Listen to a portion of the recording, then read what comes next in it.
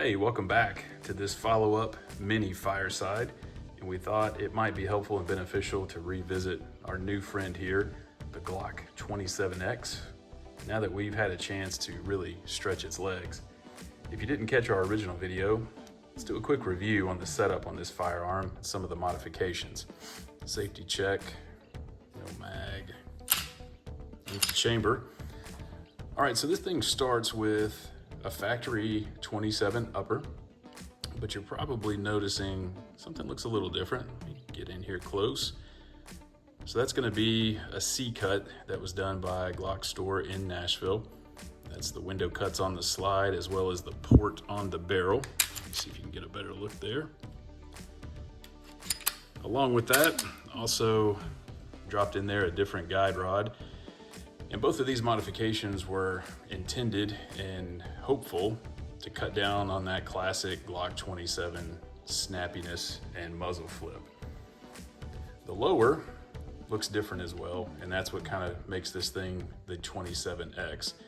This is the lower that was newly released by the Glock store, and it's very comparable in size and feel to a Glock 19.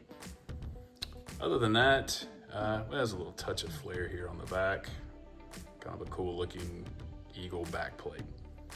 Just for looks, nothing to do with performance. So this little dragon, it continued to impress after more reps. We like to call it that because it does tend to breathe fire occasionally, as you'll see in a few of these still shots from the range.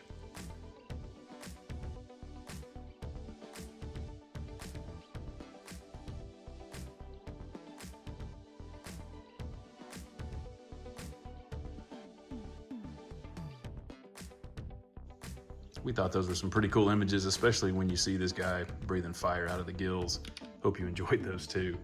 So look, now that we've got somewhere around 300 rounds through this, let's highlight some of the notable positives. First, accuracy. Look, if you're familiar with this model, the 27, it's going to be what you're accustomed to. It's going to perform similar to that manner. In fact, with this setup on the X frame, arguably even better. And a lot of that's going to have to do with the ability to have a firmer grip, a more controlled grip on the firearm, quicker on target, easier to reacquire the target. And along with that, it's also more enjoyable to shoot because of that comfort. So both of those things are definitely positives, especially when we're talking about shooting for any period of time in this caliber. So what about performance? Well, look, overall, it is impressive, okay? However, this is the category where we did encounter some challenges, and primarily it had to do with feed issues. Not every time, not on a consistent interval, and that was part of what made it so frustrating and mind-boggling. So look, we'll demonstrate real quick what we encountered. We're still clear. But when we would have slide locked open, got an empty mag now, but with a full mag on the range, go to load it. When we would try to release the slide, we found that as long as we racked the slide, no problem. Fed perfectly fine, good to go. However, if we ever wanted to release the slide with the slide release, that's where we saw some sporadic issues. And generally what would happen is this first round would get caught up and kind of bound up trying to load into the chamber. So look, we weren't sure, were we encountering something to do with a feed ramp issue? Was it a magazine issue? Maybe the spring was weak. So we just started process of elimination. First, easiest thing, got a new mag. That seemed to help a little, but we still ran into issues, so that wasn't it.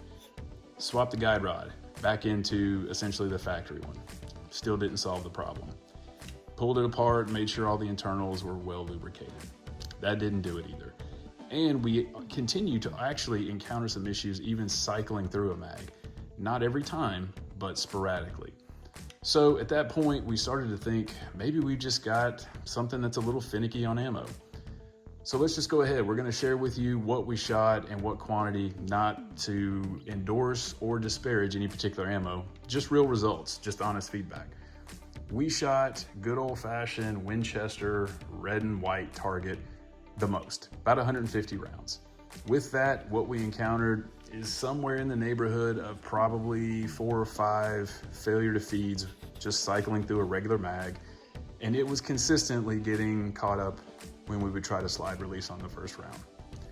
So we did a pivot from that, and we went to about 50 rounds of Fiocchi. It was better. Still had the issues with some of the initial feed, but only had 1 or 2 issues that I can recall when we were just cycling through a mag. Next, we tried both SIG and Blazer brass. Both of those, I'm happy to report, were just fine. They fed. First round was no problem, no issues and failures with the cycling through the mag. So at that point, look, we're not sure if it was a break-in issue. It certainly could have been, because by the time we got to those last 2 types of ammo, 200 rounds had been through it.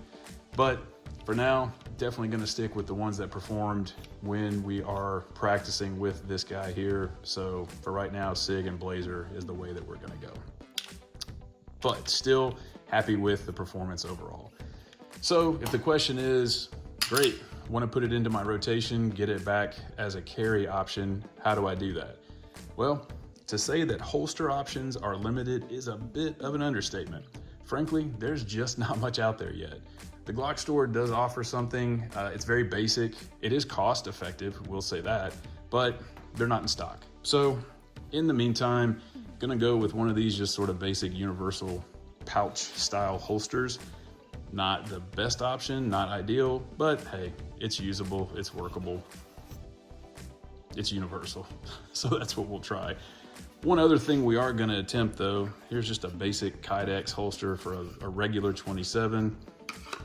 As you'll see with the trigger guard, that's where you run into some challenges. So here's what we're gonna try now. A little bit of heat, see if we can remold some of this and make this work.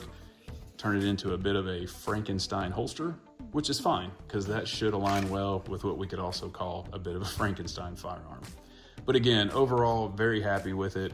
Glad to have this guy back in the rotation and happy with the overall results, so definitely would recommend it. Hope you enjoyed this and looking forward to catching you in the next fireside.